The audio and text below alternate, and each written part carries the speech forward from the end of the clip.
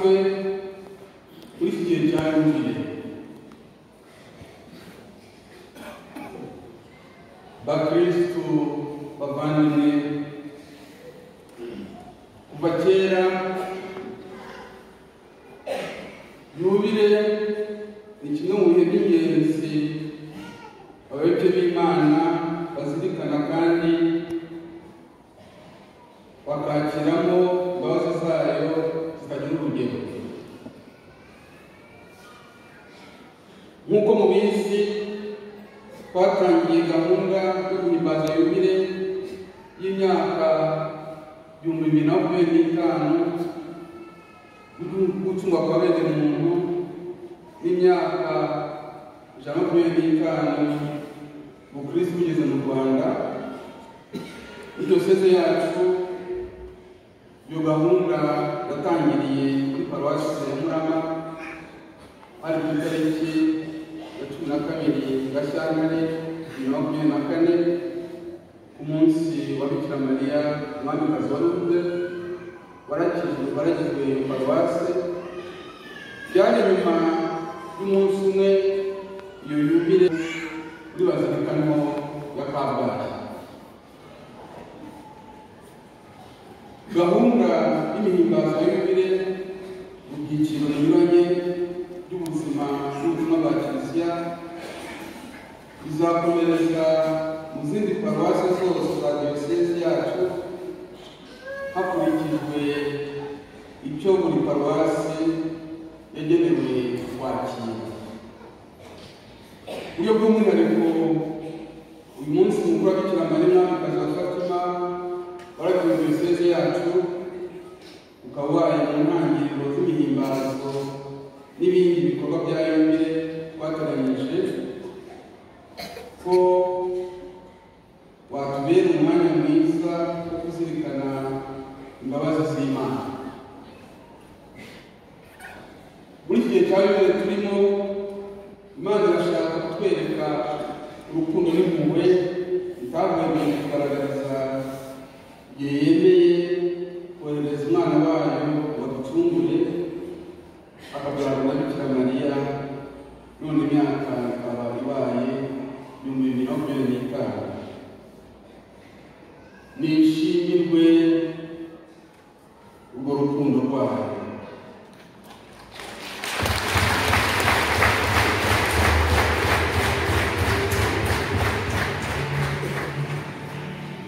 Kugira ngo twakire izo mbabazi z'Imana by'ukuri, duhamagarirwa guhinduka nta buryarya nk'uko Bikira Mariya yabivugiye i Fatima. Uko guhinduka tukibera mu mpuhwe z'Imana biduha kurushaho gushora imizi muri Kristo, nk'uko twabiyemeje mu cyerekezo kirekire cya diyoseze yacu kizatugeza kuri Yubile y'imyaka 25 diyoseze yacu izaba imaze umwaka wa 2035. Bityo rero, dushingiye ku bubasha Nyagasani Kristo yahaye Kiliziya ye bwo gutagatifuza no gusakaza ingabire y'imigisha ye ku bana b'Imana, dutangaje ko muri iki gihe cya Yubile abakristo babyiteguye ko Kiliziya iteganya, hanyuma bakinjira mu muryango mutagatifu w'impuhwe z'Imana, bazaronka indulgensiya zishyitse.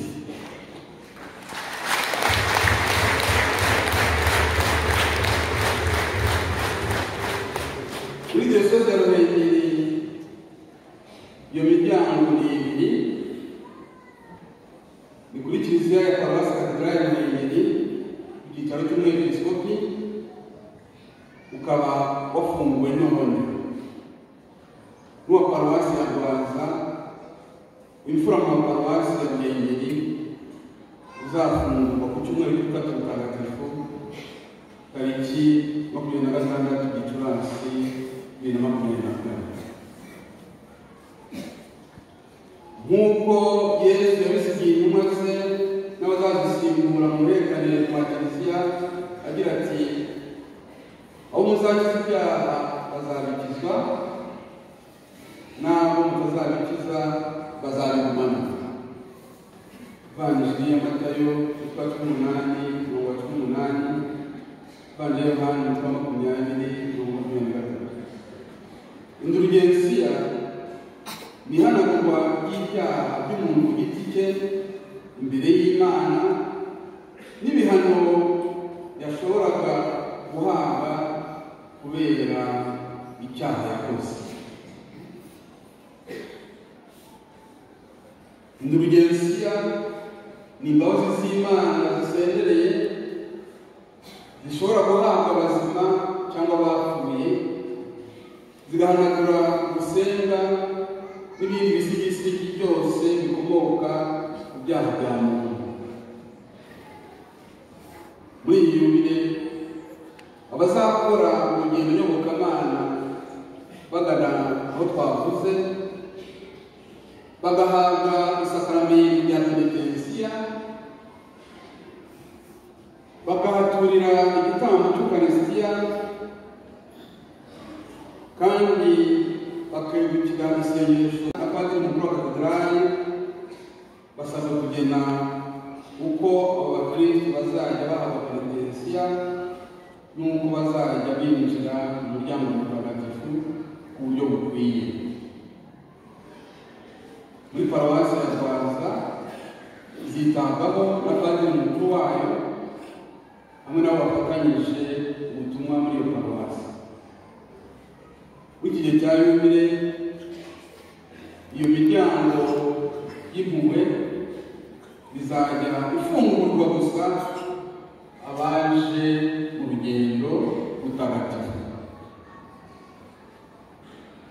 Nanone kandi ububasha buhabwa n'Imana umurimo yadutoreye, dutangaje ko muri iki gihe cya yubile abaziyemeza bose kuronka ingabire z'Imana mu masakaramentu matagatifu no kugaruka mu rusange rw'umuryango w'abana b'Imana bazoroherezwa mu bisabwa mu myiteguro no guhabwa amasakaramentu, ariko bitabangamiye agaciro n'icyubahiro isakaramentu bigenewe, bidakuraho burundu inshingano z'umukristo umuryango we Kiliziya, kandi bitanyuranya n'ibyo Kiliziya yemera kandi yigisha. Ibyo bireba cyane abiheje, abaguye n'abifungiye amasakaramentu ku mpamvu zitandukanye, kimwe n'abafite imizi imwe n'imwe yabuzaga guhabwa ingabire z'Imana amasakaramentu matagatifu. Amabwiriza yihariye agenderana n'izo mbabazi muri diyoseze yacu akubiye ubutumwa bwanditse ku buryo burambuye bubuza guhabwa abapadiri bakuru za paruwasi, kandi ayo mabwiriza azakomeza kunozwa hakurikijwe icyo abayoboke b'Imana bakeneye. Guhabwa amasakaramentu, izo mpuhwe zihariye z'Imana.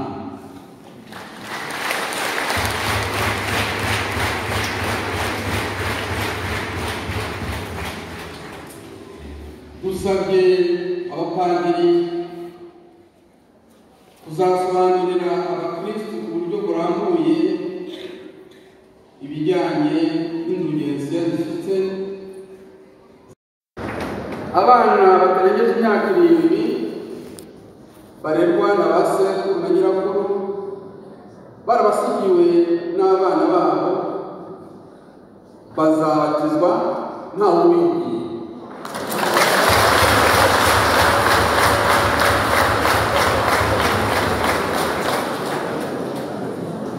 Abakobwa babyariye iwabo n'abapfakazi bakomeje kubyara nta bagabo bazwi bafite bazategurwa mu gihe cy'ukwezi kumwe, hanyuma bakirwe kandi babatirisha abana babo bose batarageza ku myaka 7.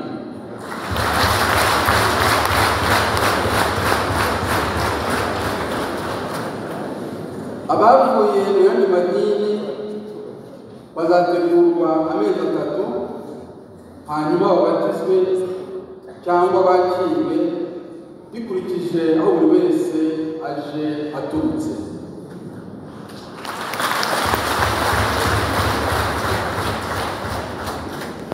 Hari n'imbabazi zirebana n'isakaramento y'Ukaristiya ya mbere yo kongera kwegera ameza matagatifu. Abana bose babatijwe ari impinja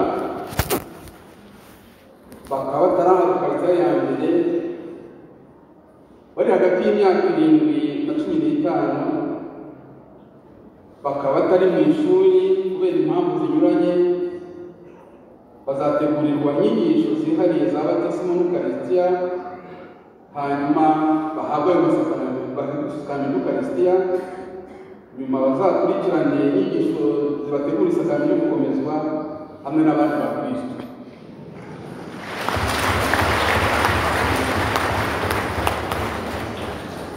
Abagabo bari barasezeranye n'abagore babo hanyuma bakifungira amasakaramento kubera ko bazanye abandi bagore, bazategurwa mu gihe cy'ukwezi kumwe babone gufungurirwa amasakaramento bamaze kwiyemeza gusezerera abo bagore babo.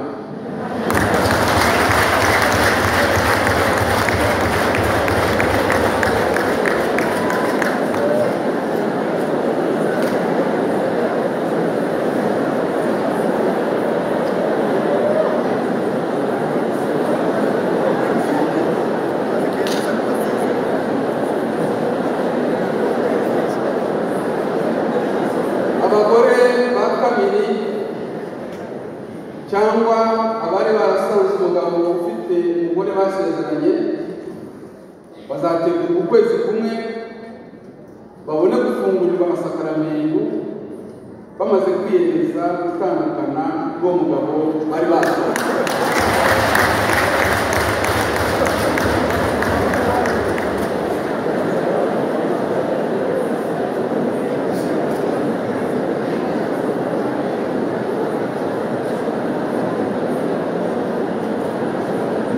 Abakoze ibyaha biri mu rwego rwa sakirirego bategurwa mu gihe cy'amezi 3 bagafungurirwa amasakaramento.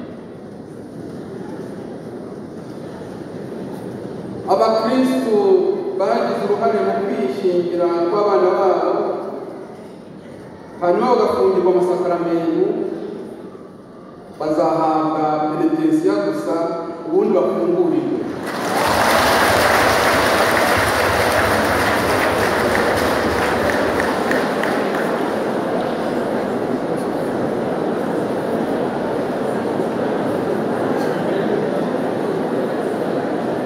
Abagiye gucunisha,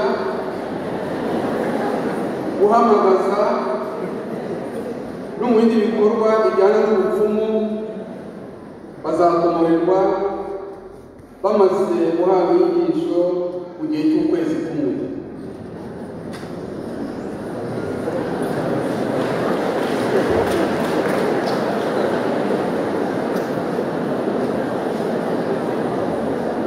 Hari n'imbabazi zirebana n'isakaramento yo gukomezwa. Abakristo bose bahawe isakaramento yo gushyingirwa, abo bana kimwe n'ab'Imana bakaba barafungiwe amasakaramento ariko bakaba batarahawe isakaramento yo gukomezwa, bazategurwa mu gihe cy'ukwezi kumwe ubundi bakomezwa.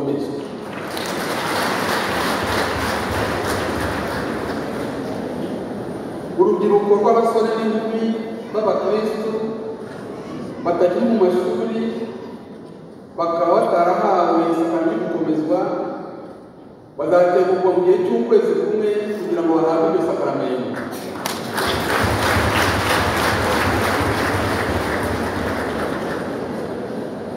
Abanyeshuri bari mu mwaka wa gatandatu w'amashuri abanza kujyana hejuru batahawe isakramento yo gukomezwa bakwandikwa muri iki gihe cya yubile bagashyirirwaho gahunda yihariye yo kubategura mu gihe kitari kirekire bagahabwa iryo sakramento.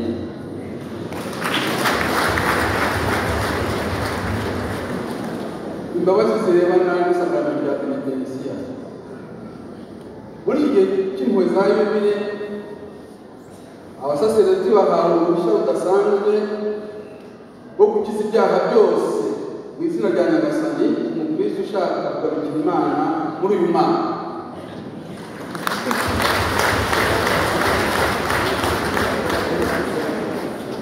Mu maparuwasi cyane cyane mu Ngendanwaza zifite umuryango mutagatifu w'impuhwe z'Imana hazashyirwaho iminsi idasanzwe yo gutangaho penitensiya ku bakristu basoze indulgensiya mu gihe cya yubile. Imbabazi zirebana n'isakramento yo gusigwa kw'abarwayi. Muri buri santarari hazashyirwaho iminsi n'uburyo bwo gutanga isakramento yo gusigwa kw'abarwayi, abarwayi, abasaza, abakecuru n'abanyantege nke barikeneye, kandi iyo gahunda itangarijwe abakristu. Imbabazi zirebana n'isakramento y'ishyingirwa. Umugabo n'umugore bahawe amasakramento y'ibanze bakaba barishingiye bakwandikwa bagategurwa mu gihe cy'ukwezi kumwe hanyuma bagahabwa iryo sakramento.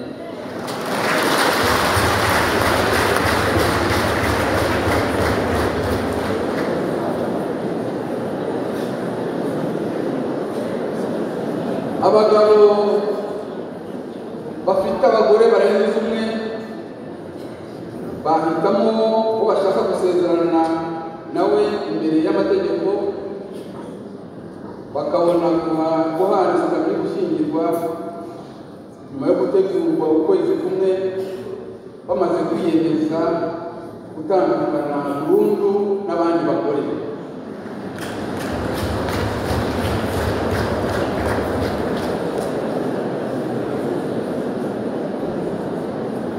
Abo bagore bandi nabo bagategurwa ukwezi kumwe niba bashaka gukomorerwa. Abageze mu zabukuru barengeje imyaka 60 bazategurirwa mu miryango remezo igihe kitarenze ukwezi kumwe, ubundi bahabwa isakramento y'ishyingirwa. Uvuye muri iri dini ariko akabana n'umugatolika azategurwa mu kwezi kumwe hanyuma bashyingiranwe amaze kwakirwa cyangwa se kubatizwa. Bavandimwe nkunda, nk'uko twakomeje kubamenyesha insanganyamatsiko ya yubile mu rwego rwa Kiliziya Gatolika y'isi yose ni abagendana amizero, ari naho Kiliziya Gatolika mu Rwanda yashingiye insanganyamatsiko yihariye igira iti turangamire Kristo isoko y'amizero, ubuvandimwe n'amahoro. Ni koko ubuvunyi bwacu n'uhoraho nyirizina we waremye ijuru n'isi. Zaburi 124:8. Dushingiye kuri ibyo twagennye ko muri buri rugo rw'abakristo n'abandi bazabyifuza muri diyoseze yacu hazimikwa ishusho ya Yezu nyir'impuhwe yanditseho amagambo Yezu ndakwizera, nk'ikindi kimenyetso kizaranga impuhwe z'Imana rwagati mu muryango w'Imana kuri diyosezi ya Ruhengeri.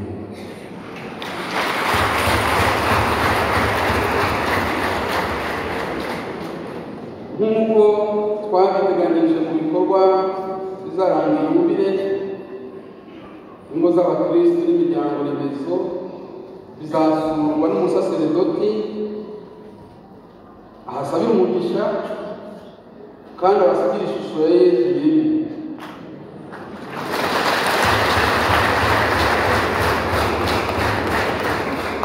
Mu kanya iyo shusho irahabwa buri padiri mukuru kugira ngo nawe afatanyije n'abapadiri bakorana ubutumwa bazayigeze uwo bashinzwe. Iyo shusho kandi irahabwa abahagarariye imiryango y'abihebeye Imana bafatanyije ubutumwa muri diyoseze yacu. Irahabwa urugo rw'abashakanye bahagarariye izindi ngo, kimwe n'uhagarariye urubyiruko, ari n'urugo ruzahimbaza yubile hano iwacu ku rwego rw'igihugu, tutibagiwe n'uhagarariye abana dufite cyane ku mutima w'uyu mwaka w'ikenerabushyo muri diyoseze yacu. Yubile nziza kuri buri wese. Bikira Mariya Umwamikazi wa Fatima azabe.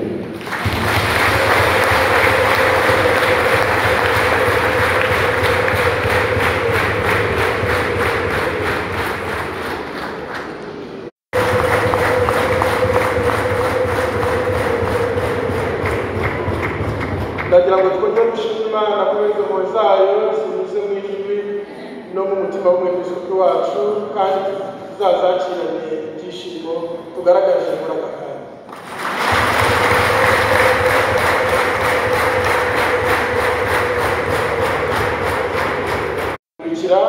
Namara kutumurikira, hanyuma arayigiraho isengesho, abashobora gufatanya nabo bafatanya nawe iryo sengesho, hanyuma aze kubiha abo yagenewe.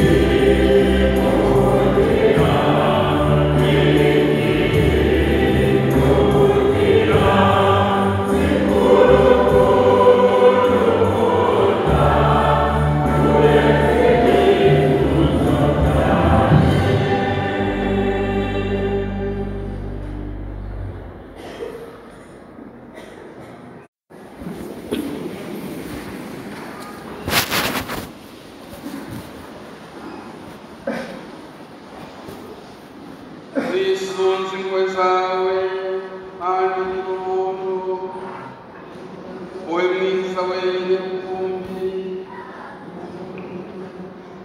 nubwo n'umunyabyaha cyane kandi nkagira n'amakosa menshi, nizeye impuhwe zawe kuko uri umubyeyi w'impuhwe zose kandi ukaba Imana itanga ihumure ryuzuye, haba mu ijuru ndetse no munsi. Awigirize yumva hano y'impuhwe zawe, waba waratereranywe, Mana nyir'imbabazi,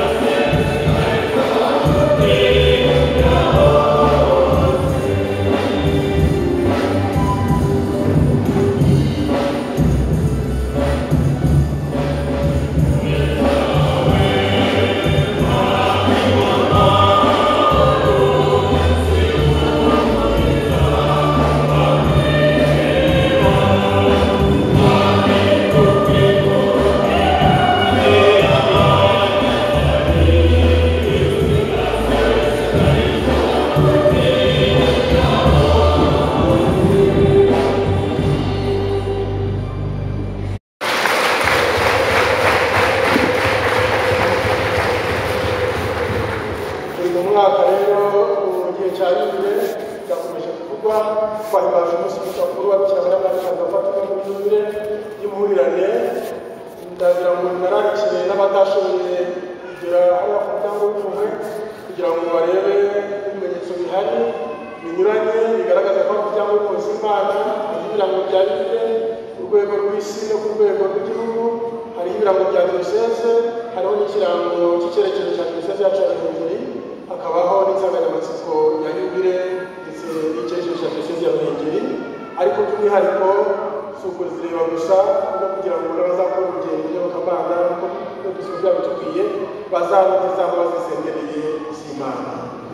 Hanyuma kandi nyuma yo kutuvugisha ubwo bigo biza gukorwa babishaka ndetse n'abashobora gutura ururabo rw'isengesho ry'Bikira Mariya bashaka kugira ngo ururabo Bikira Mariya ariko bakabikorana ubwitonzi kuko gakomeje byakomeje kuturanga. Iyo Yubile rero ifite icyishongoro cyangwa se imwe yayo, ndagira ngo aho turi guhaguruke korali dufashe kuririmba iyo imwe ya Yubile nirangira umuyobozi aradufasha kuvuga isengesho none rya Yubile dufatanyije nawe, hanyuma bize gusozwa umugisha w'isangirane tugana ku musozo w'isengesho ryacu.